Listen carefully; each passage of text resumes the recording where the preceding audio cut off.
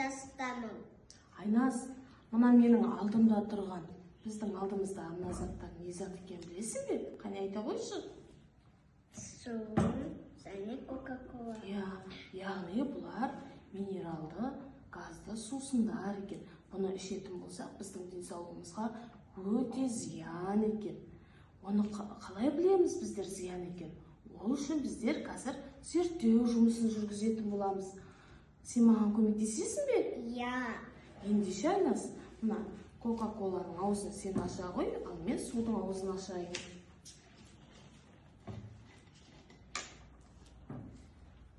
Біздер зерттеу жұмысын жүргізу үшін бізге мынада екі шар керек.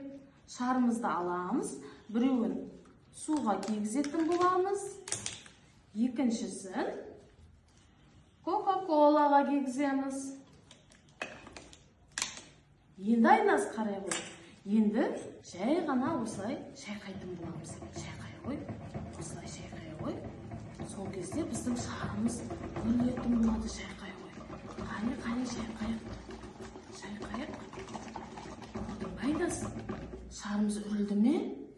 Қандай болды шарымыз біздің? Менікі үлкен, менікі үлкен. Үлкен болып үріліп тұр. Яғни, бұны ішкен кезде біздің ішіміз қандай болады? Өйткені бұның ішінде не бар? Газ бар. Бұны ішетін болсақ, біздің асқазанымыз үлкейіп, ішімізді бұл кептіріп, үлкен болып үріледі екен. Осы сусын сияқты, осы шарымыз сияқты біздің асқазанымыз да осылай үлкен болып үріледі екен. Түсінікті ме? Сол үшін бізге газды сусынды ішуге бола ма? Жоқ, болмайды екен. Ендеше біз тағы да зерттеу жұмысын жүргізейік.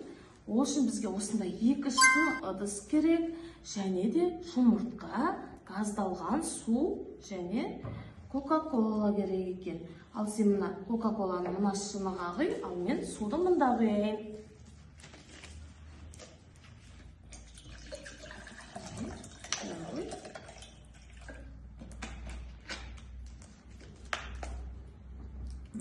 Жарайсың.